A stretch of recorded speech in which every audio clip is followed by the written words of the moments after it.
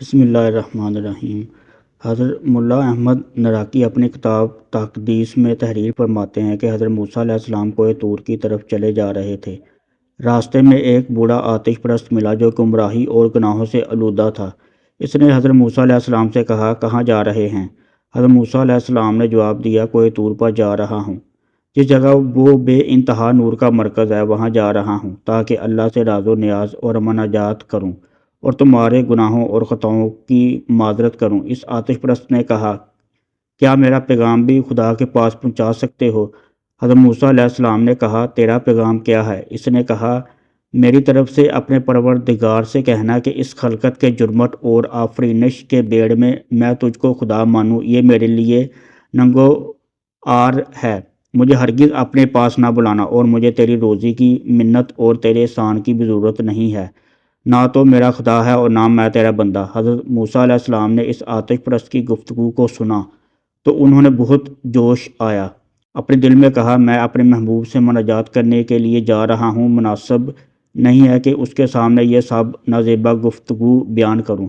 حضرت موسیٰ علیہ السلام کوہ طور کی طرف روانہ ہو گئے۔ حضرت نورانی وادی میں اللہ سے راز و نیاز کرنے لگے۔ جب آپ علیہ السلام راز و نیاز سے فارغ ہوئے اور وہاں سے واپس چلنے کا ارادہ کیا تو اچانک اللہ تعالیٰ نے فرمایا، اے موسیٰ، میرے بندے کا پیغام کیا تھا؟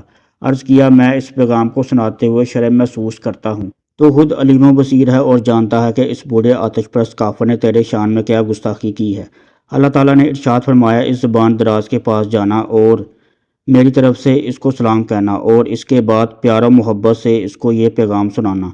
اگر تجھے مجھ سے آر ہے تو مجھے تجھ سے کوئی آر نہیں ہے، میں ہرگز تجھ سے جنگ نہیں کروں گا۔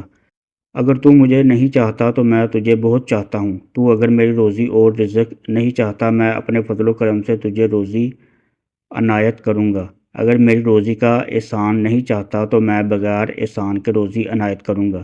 میری فیض سے سب کے لیے عام ہے۔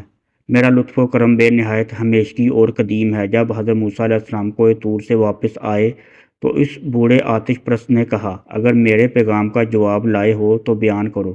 حضرت موسیٰ علیہ السلام نے اللہ کا پیغام اس کافر اور آتش پرست کو سنایا۔ کلام الہی نے اس کافر اور ملحد کے دل سے کفر کے زنگ کو دور کر دیا۔ وہ ایک گمراہ انسان تھا جو راہ حق سے دور ہو چکا تھا۔ اللہ کا پیغام اس کے لیے ایک گھنٹی کی طرح تھا۔ وہ شب و طریق کی طرح اندھیرے میں ڈوبا ہوا تھا۔ وہ جواب اس کے لیے نور خورشید کی طرح بن گیا۔ شرم و حیا کی وجہ سر جھک گیا، اپنی آنکھوں پر ہاتھ رکھے اور زمین کی طرف دیکھنے لگا۔ تھوڑی دیر بعد اس نے سر اٹھایا اور اشک بری آنکھوں اور سوز جگر کے ساتھ کہا، اے موسیٰ علیہ السلام، تم نے میرے جسم میں آگ لگا دی ہے جس سے میرا جسم اور روح دھواں ہو گیا ہے۔ یہ کیا پیغام تھا جو میں نے خدا کی بارگاہ میں پیش کیا؟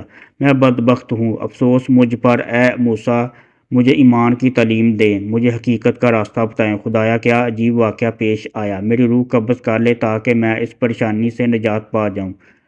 حضرت موسیٰ علیہ السلام نے ایمان، عشق، رابطے کی گفتگو اور اللہ سے راز و نیاز کا سلیقہ سکھایا، اور اس نے توحید کا اقرار کیا اور اپنے گزشتہ گناہوں سے توبہ کی اور اس دنیا سے محبوب کی طرف کوچ کر گیا۔